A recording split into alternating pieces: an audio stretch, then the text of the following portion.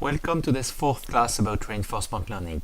In the previous classes I have defined Markov decision processes, and then I have explained to you how you can find an optimal policy by computing values using dynamic programming algorithms.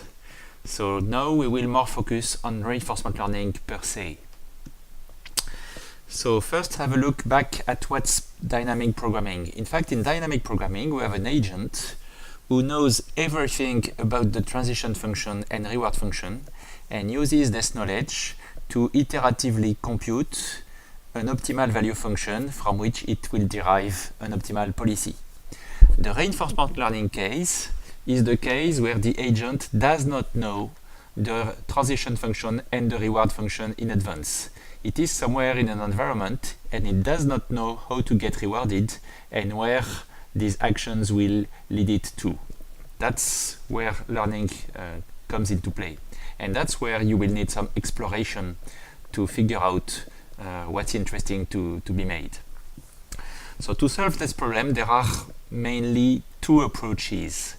One is the model-free approach, where you will be able to build an optimal policy without trying to estimate the transition and reward functions. Actually, the Actor-Critic approach is a particular case of the model-free approach. And the second approach is probably the most intuitive. It consists in acting in the world so as to know more about the transition function and reward function, so as to build a model of this function, and then once you get a model that is accurate enough, you can start using dynamic programming to find the optimal policy. So in this class, I will focus on the model-free case, and we'll see model-based case later on. So how can we find the optimal policy without trying to estimate the transition function and reward function? This is quite astonishing that we can. And in fact, everything will be based on trying to estimate some average values over time without keeping track of what we did before. So to understand the basic mechanism, I will take a very simple example that is behind everything that happens in model-free reinforcement learning. So let's take the example of an agent who may come in a state S, okay, and it has been to state S k times, and he wants to get an idea of the average reward that it can get in that particular state. So the first time he got reward R1, the second time he got reward R2, etc. And the kth time he got reward Rk. So what's the average reward for being in state S? That's R1 plus R2 plus etc. plus Rk divided by k. That's the definition of the average. Okay. Now imagine our agent comes to the same state again, k plus 1th time. Okay. So what's the new average? As you can see, of course, that's the same as before, plus Rk plus 1, and this time this is divided by k plus 1. But actually, if you look closely, here you find some elements of the previous estimate, or the previous average. Okay? So you can rewrite this as Ak plus 1 is k divided by k plus 1 time this part, which corresponds to Ak, okay? Plus the last element divided by k plus 1. So I divided it two parts, the part that I already knew and the new information. Or after some very simple reorganization, I can say that k divided by k plus 1 is k plus 1 divided by k plus 1 minus 1 over k plus 1. So I can write it this way, and finally I can simplify the k plus 1 over k plus 1. So I will get that the average at the k plus 1th time is the average at the kth time, plus 1 over k plus 1 times the new reward minus the previous average. Okay? And this formula is quite interesting because it means that you can compute the average at the next time by just knowing the previous average and the new reward. And yes, and you also need some additional information, which is how many times you were there. Okay? So you still need to store the number of times you were there.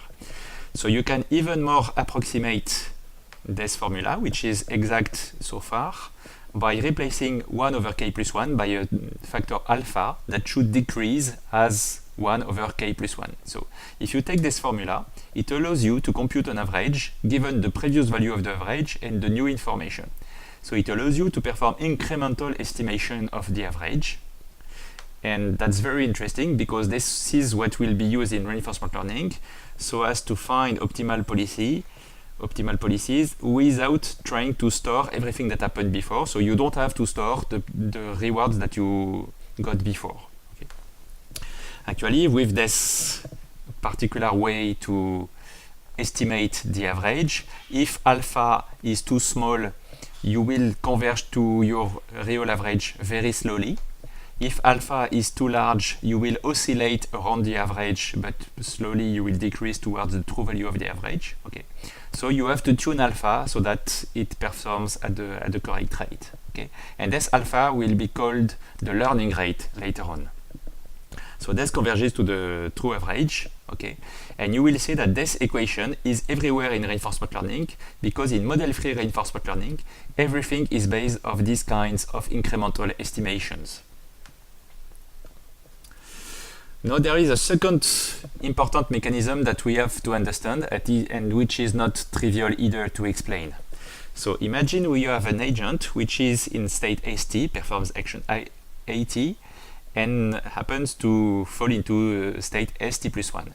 And its value for st is v of st, the value of st plus 1 is v of st plus 1, and in between he received this reward r.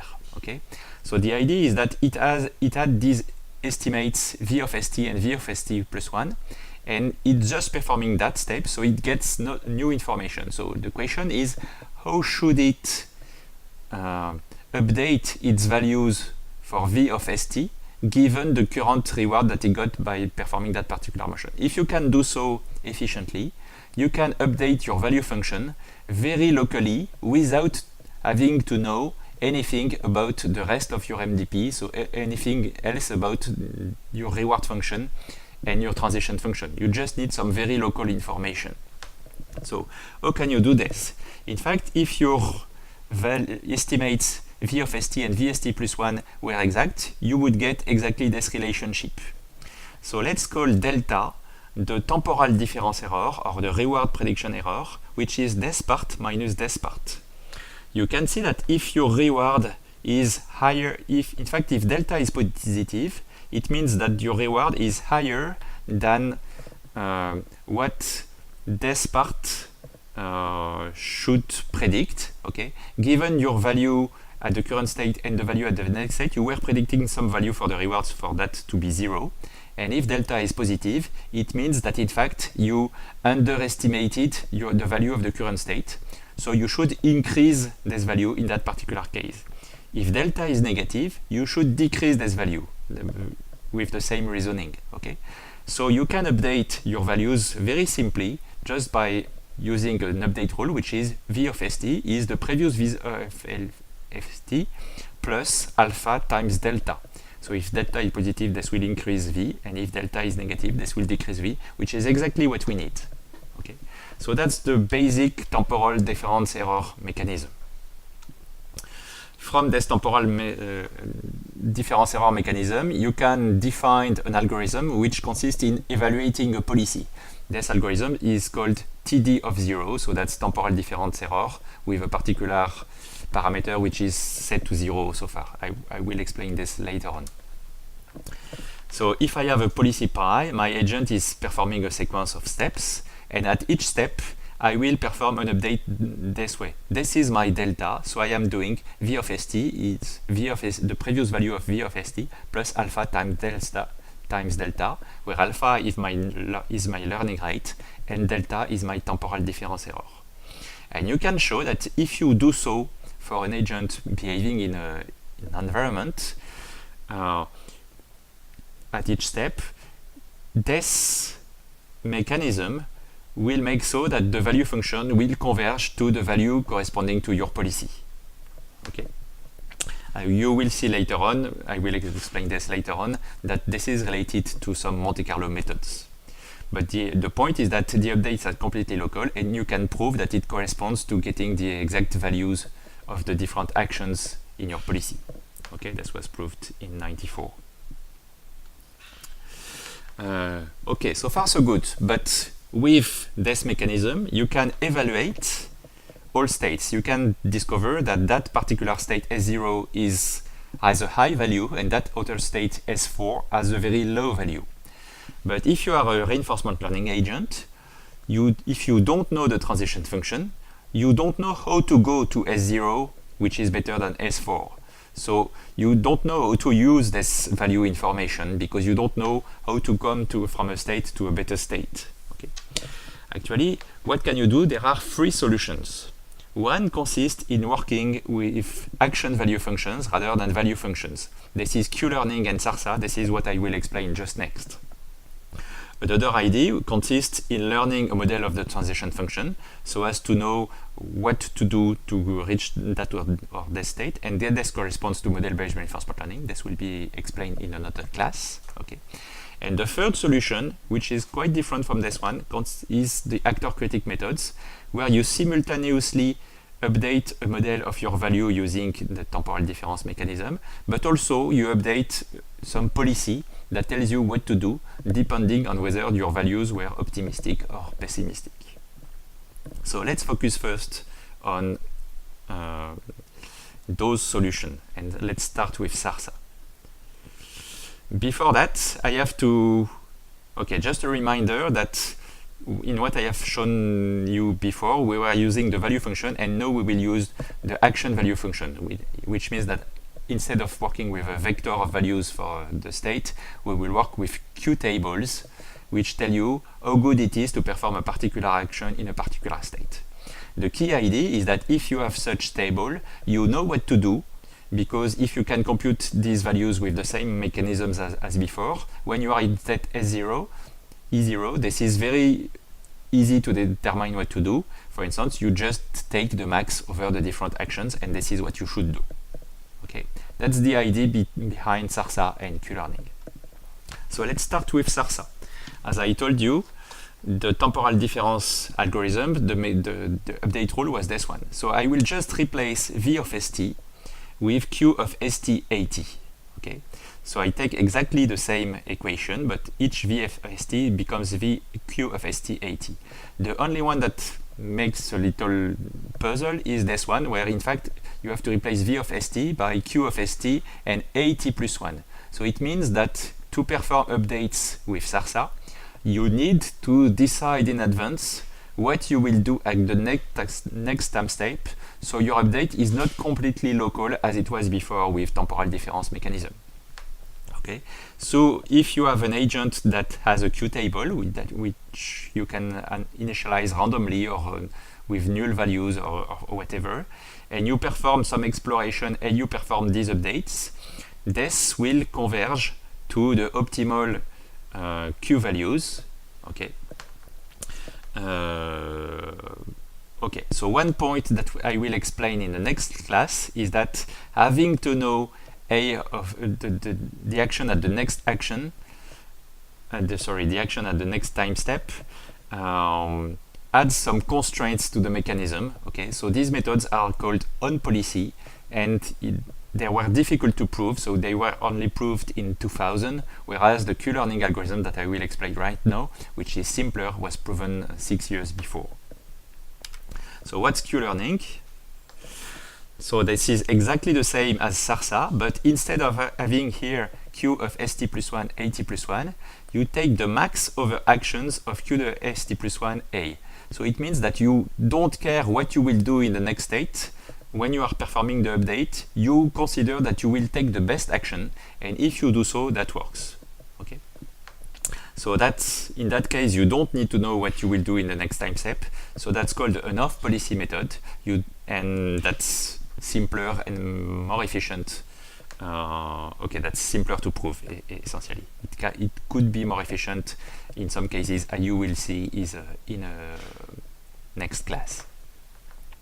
And the convergence of Q-learning was proved given infinite exploration by Dayan and Sevjnovsky in '94. Actually, Watkins proposed the proof earlier on, but the proof was slightly wrong, so Dayan corrected it later on. So now we will examine how Q-learning works in practice with first video.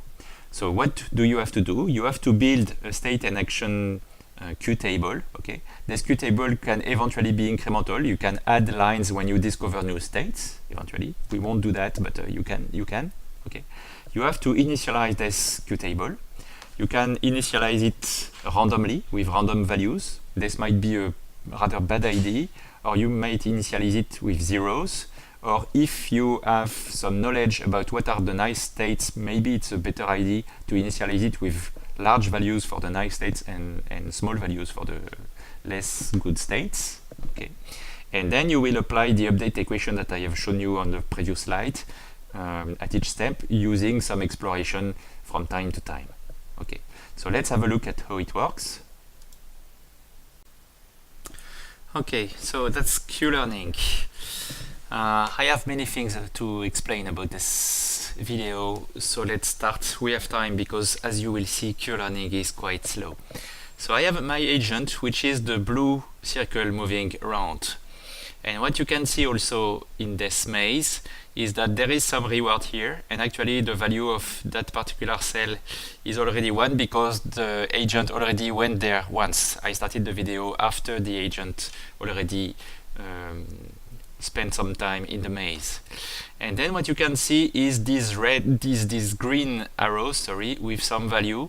That's the Q function. So each time you have 4 arrows, it means that all the values are identical, and in that particular case the Q value was initialized with 0 everywhere.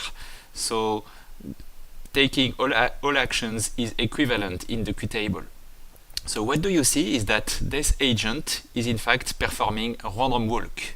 So it may spend a lot of time before finding the source of reward here, because it does not know where to go, because all the values are 0, as it is the case in value iteration in the first iterations, where you perform updates here, but everything is worth 0, so nothing happens.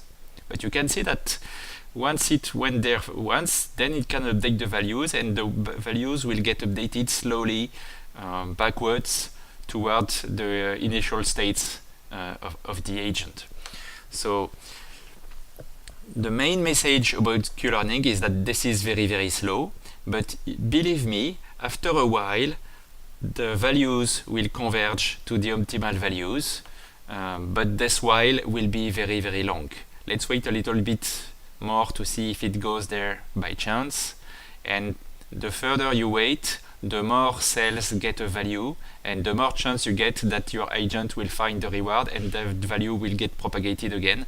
So after some while the update process comes faster and faster, but as you can see in the beginning this is extremely slow. Okay, also something to comment is that here you can see some red arrows to appear. It means that the agent has tried this action and then it tried this one, so the value of that particular of performing that particular action becomes interesting, because from moving there and then going there it can get some higher values. So you start seeing red arrows when the values of doing a different action from the optimal action is already good enough. And now you can see that my agent will find the path towards the goal faster and faster. And also you can see that from time to time it's not taking the best action because you get some exploration. Here I have set the exploration parameter to a low value, so most of the time it will just follow the main path, but from time to time you will see the agent going backwards or trying a different direction. Okay.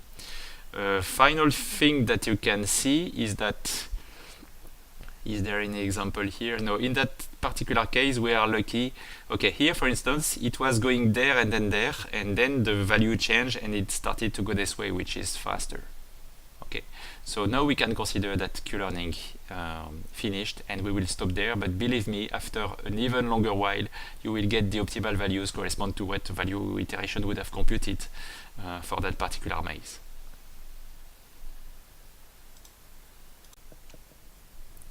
Okay, this was Q-learning, so let's now focus on Actor-Critic methods. These methods are a little more complicated, though they were invented earlier than Q-learning, Sarsa, etc.